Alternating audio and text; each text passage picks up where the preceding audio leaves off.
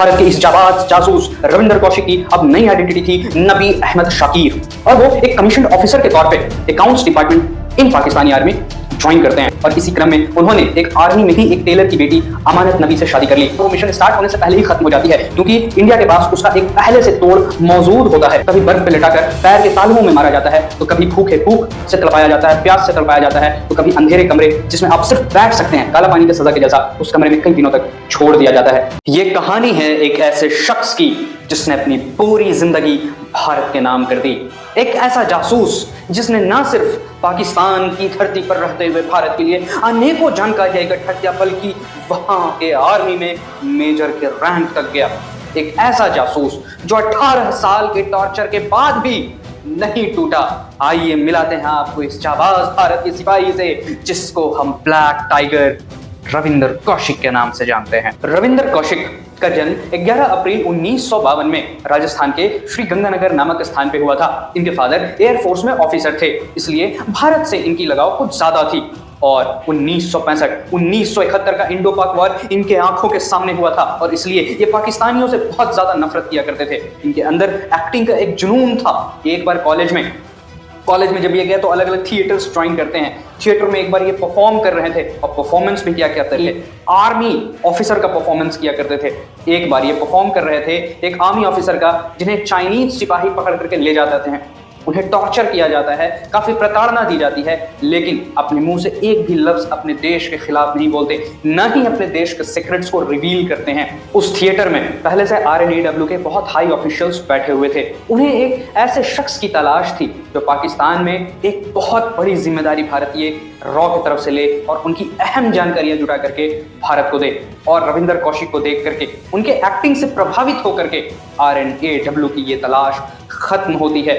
Theatre के बाद वे RNAW के ऑफिशियल्स रविंदर कौशिक जी को ऑफर करते हैं कि क्या आप भारत के लिए पाकिस्तान में जाएंगे और उनके सीक्रेट्स को रिवील करेंगे। लेकिन ये एक्सेप्ट करने से पहले रविंदर कौशिक को ये बता दिया जाता है कि उनके सर पर क्या क्या खतरा आने वाली है। वो हमेशा मौत के मुंह में रहेंगे, और कभी पकड़े जाते हैं तो इंडिया उन्हें डिस्पोन कर देगा। 1973 में उन्हें कॉलेज की डिग्री BCom पे मिल जाती है, और उसके बाद वो श्री गंगानगर से दिल्ली की तरफ रुख करते हैं। दिल्ली में उन्हें 2 साल की ट्रेनिंग दी जाती है। इन 2 सालों में उनकी सबसे पहले आइडेंटिटी चेंज की जाती है। उन्हें पाकिस्तानी लैंग्वेज यानी कि उर्दू बहुत अच्छे से सिखाया जाता है। उन्हें अरबिक भी बहुत अच्छे से सिखाया जाता है। कुरान की कुछ आयतें भी वो याद करते हैं। उन्हें नमाज पढ़ना, सजदा करना भी सिखाया जाता है। उन्हें पाकिस्तान के खान पान का तरीका और सलीका दोनों ही सिखाया जाता है। उन्हें पाकिस्तान में कैसे सलूक करना है, लोगों के साथ बिहेव करना है, एक पूरा का पूरा उनका कल्चर अपनाने को कहा जाता है। और उसके बाद उनकी आइडेंटिटी रविंदर कौशिक से बदल दी जाती है। भारत के इस जाबाज जासूस रविंदर कौशिक की अब नई आइडेंटिटी थी नबी अहमद शाकिर। पाकिस्तान भेजने से पहले इनका खतना भी कराया जाता है, ताकि लोगों को पता ना चले कि ये नॉन मुस्लिम हैं। पाकिस्तान भेजने से पहले RNAW नबी अहमद शाकिर को टेस्ट करना चाहती हैं, और इसके लिए सबसे पहले उन्हें दुबई भेजती है। दुबई के बाद अबू धाबी के बाद सऊदी अरबिया, और कुछ दिनों के बीच में ही ये भेजे जाते हैं। वहां से इन्हें कहा जाता है कि इंफॉर्मेशन आप ला करके इंडिया को दो। और जब इनका वहां पे काम RNAW को बहुत ज्यादा पसंद आता है, तब फाइनली RNAW डिसाइड करती है 1 साल के बाद कि अब रविंदर कौशिक को पाकिस्तान भेजने का समय आ चुका है। रविंदर कौशिक इतने मिलनसार इंसान थे कि सऊदी अरब में रहते हुए उन्होंने काफी पाकिस्तानी दोस्त बना लिए थे। 1975 Ravinder Kaushik was finally sent to Pakistan, और 1977 में वहां जिया-उल हक जो है वो टेक ओवर करते हैं।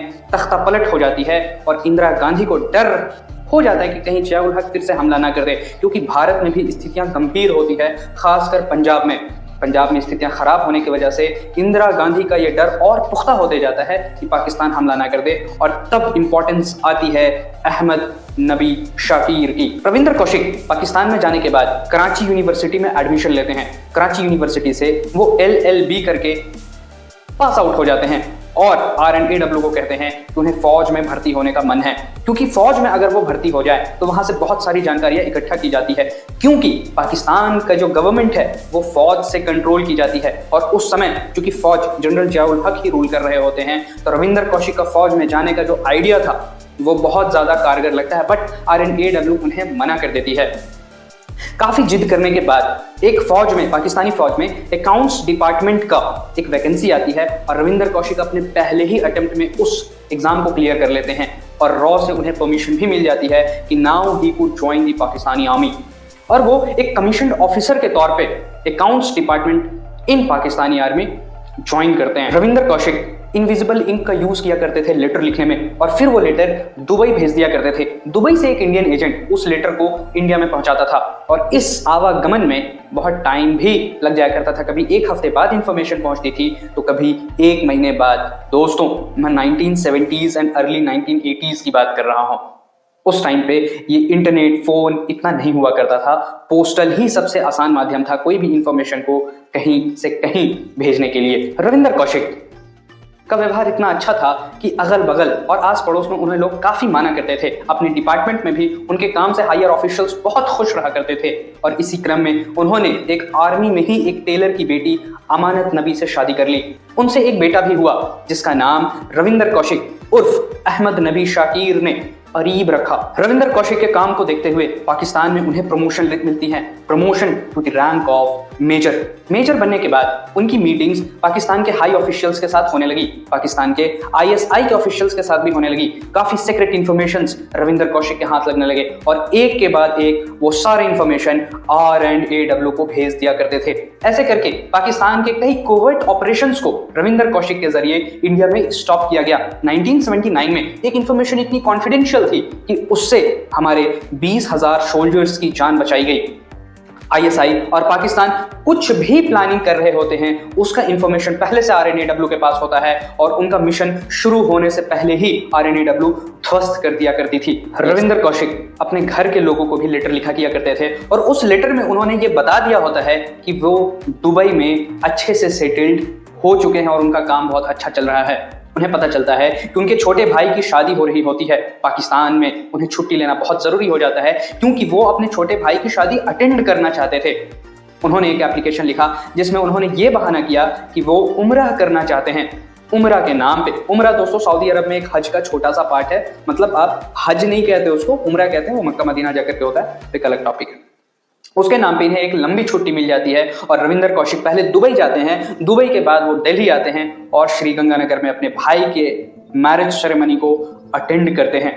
रविंदर कौशिक के आने से उनके भाई के और पूरे परिवार की खुशी दोगुनी हो जाती है, और उसके बाद रविंदर कौशिक पे भी उनके माता पिता प्रेशर बनाने लगते हैं कि अब आप ही शादी कर लो, लेकिन रविंदर कौशिक मना कर देते हैं। बार बार मना करने के बावजूद और घर के बड़ों का प्रेशर बहुत ज्यादा होने पर रविंदर कौशिक अपने माता पिता को बताते हैं कि वे ऑलरेडी शादी कर चुके हैं। उनकी बीवी का नाम अमानत नबी है और उनके बेटे का नाम अरीब है। माँ बाप को बहुत दुख होता है कि बिना बताए बच्चे ने शादी कर ली, लेकिन एक तरफ वो खुश भी होते हैं कि बेटे का घर। लेकिन रविंदर कौशिक को ये कहाँ पता था कि 1981 में जब वे अपने भाई के मैरिज सेरेमनी को अटेंड कर रहे थे तो वो उनके घर वालों से आखिरी मुलाकात थी। उसके बाद वो back to Dubai and then back to Pakistan होते हैं। अब जब वो पाकिस्तान वापस आते हैं तो पाकिस्तान में अपने पोजीशन से ऊपर उठ करके वो इंफॉर्मेशन इकट्ठा करके भेजना शुरू करते हैं, और इस बार वो एटॉमिक पावर स्टेशन की बहुत कॉन्फिडेंशियल इंफॉर्मेशन को RNAW के साथ शेयर करते हैं। पाकिस्तान को इसकी भनक लग चुकी थी कि कोई सेना के अंदर का ही है जो ये सारी इंफॉर्मेशन लीक कर रहा है इंडिया को, वरना ऐसा कैसे हो सकता है कि हम कोई भी मिशन स्टार्ट करते हैं और वो मिशन स्टार्ट होने से पहले ही खत्म हो जाती है, क्योंकि इंडिया के पास उसका एक पहले से तोड़ मौजूद होता है।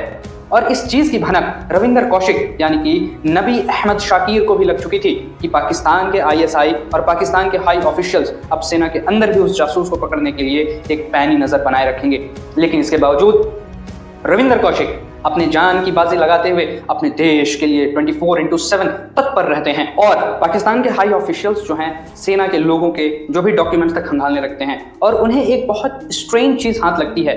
उन्हें पता चलता है कि मेजर अहमद नबी शाकिर के कोई रिलेटिव्स पाकिस्तान में है ही नहीं, लेकिन सिर्फ इस बेसिस पे रविंदर कौशिक यानी कि नबी अहमद शाकिर को अरेस्ट करना पॉसिबल नहीं था। और इसी बीच 1983 में इनायत मसीह नाम का एक आदमी जो इंडिया के ही RNAW का एजेंट था, वो एक इंफॉर्मेशन लेकर के रविंदर कौशिक के पास जा रहा होता है, लेकिन अनफॉर्चुनेटली इनायत मसीह को पाकिस्तानी आर्मी पकड़ लेती है। कई दिनों के बाद टॉर्चर करने पर इनायत मसीह टूट जाते हैं और बता देते हैं कि मेजर नबी अहमद शाकिर इंडिया का एक जासूस है। लेकिन सिर्फ इनायत के उस स्टेटमेंट पे मेजर नबी को अरेस्ट नहीं किया जा सकता था, इसलिए पाकिस्तानी आर्मी इनायत से कहती है कि तुम वैसे ही चिट्ठी लेकर के मेजर नबी के पास जाओ जैसे पहले जा रहे थे और उन्हें बुलाओ। इनायत मसीह ऐसा ही करते हैं। वो रविंदर कौशिक को बुलाते हैं एक पार्क में और पार्क में बैठ करके आराम से बात कर रहे होते हैं और फिर वो इन्फॉर्मेशन वाला लिफाफ निकालकर जैसे ही रविंदर कौशिक को दे रहे होते हैं, पूरी पाकिस्तानी आर्मी इन दोनों को चारों तरफ से घेर लेती है। रविंदर कौशिक ये देख करके अवाक रह जाते हैं, लेकिन अब उन्हें पाकिस्तानी आर्मी बंदूक के नोक पर जेल पर ले जाती है। इनिशियली उन्हें पाकिस्तान के सियालकोट जेल पर रखा जाता है। 1983 से 85 तक उन्हें काफी टॉर्चर किया जाता है। कभी मारपीट किया जाता है, कभी मुंह पानी में डुबा करके घंटों छोड़ दिया जाता है। वो टॉर्चर करते हैं ना, कभी बर्फ पे लिटाकर पैर के तालुओं में मारा जाता है, तो कभी भूख से तड़पाया जाता है, प्यास से तड़पाया जाता है, तो कभी अंधेरे कमरे जिसमें आप सिर्फ बैठ सकते हैं, काला पानी के सजा के जैसा, उस कमरे में कई दिनों तक छोड़ दिया जाता है। लेकिन रविंदर कौशिक नहीं टूटते हैं। 1985 में पाकिस्तान का कोर्ट उन्हें फांसी की सजा सुनाता है, लेकिन बाद में पाकिस्तान का सुप्रीम कोर्ट इस फांसी की सजा को लाइफ इम्प्रिजनमेंट में बदल देता है। पहले उन्हें सियालकोट जेल, उसके बाद कोट लखपत जेल और उसके बाद पाकिस्तान का सेंट्रल जेल मियांवाली में रखा जाता है। रविंदर कौशिक को ये यकीन था कि इंडियन गवर्नमेंट उन्हें छुड़ा लेगी और इस बार वो अपने फैमिली को लेटर लिख करके सच बता देते हैं कि वो दुबई में सेटल्ड नहीं है, बल्कि इंडिया के एक एजेंट के तौर पे पाकिस्तान में उन्हें अरेस्ट कर लिया गया है। रविंदर कौशिक की फैमिली रविंदर कौशिक को छुड़ाने के लिए भरसक प्रयास करते हैं, क्योंकि काफी बार ऐसा हुआ था कि हम पाकिस्तान की स्पाइस को छोड़ते थे और पाकिस्तान हमारे जासूसों को छोड़ दिया करता था। लेकिन इंडियन गवर्नमेंट कई बार गुहार लगाने के बावजूद मौन रहती है और रविंदर कौशिक को डिसओन कर देती है। स्ट्रगल करते करते उनके फादर का हार्ट अटैक से मौत हो जाता है। अपने लास्ट लेटर में रविंदर कौशिक लिखते हैं कि क्या भारत जैसे बड़े देश के लिए कुर्बानी देने वालों को यही मिलता है। 18 साल जेल में रहने के बाद उन्हें काफी टॉर्चर मिलता है और टॉर्चर सहने के बाद उन्हें ट्यूबरक्लोसिस और हार्ट डिजीज जैसी बीमारियां जकड़ लेती हैं। 2001 में पाकिस्तान के सेंट्रल जेल मियांवाली में वो अपनी अंतिम सांसें लेते हैं। दुख की बात यह है कि रविंदर कौशिक के डेड बॉडी को भी भारत नहीं लाया जाता है, उसे उसी सेंट्रल जेल में एक कब्र बनाकर दफना दिया जाता है। उनके छोटे भाई सरकार से गुहार लगाते रहते हैं कि हमें कोई भी पैसा, कोई भी कॉम्पनसेशन नहीं चाहिए, बल्कि रविंदर कौशिक ने जो कंट्रीब्यूट किया है इस कंट्री के लिए, अपनी जान दे दी है, उसको उसकी रिकॉग्निशन मिलनी चाहिए। ऐसा क्यों होता है कि वर्दी वाले सोल्जर्स को हम सल्यूट देते हैं, श्रद्धांजलि देते हैं, लेकिन अगर कोई अपनी जान की बाजी लगाता है इंडियन जासूस, उनके कंट्रीब्यूशन को हम रिकॉग्नाइज नहीं करते हैं, उन्हें भी हम डिसओन कर देते हैं। बाद में गवर्नमेंट ने रविंद्र कौशिक के फैमिली को 500 रुपए और फिर उसे बढ़ाकर 2000 रुपए का पेंशन देना शुरू किया जब तक उनकी मां जिंदा थी।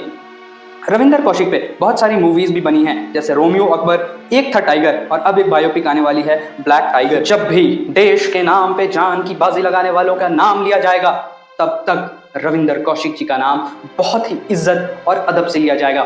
सल्यूट है ऐसे सिपाहियों को, सल्यूट है ऐसे भारतीय जासूसों को, ये पता होने के बावजूद कि अगर वो पकड़े गए तो उन्हें ना ही कोई श्रद्धांजलि मिलेगी, ना ही कोई पहचान, उन्हें उनके देश का पहचान भी नसीब नहीं होगा और उनका देश खुद उन्हें डिसओन कर देगा। लेकिन सल्यूट है ऐसे सिपाहियों को। Thank you.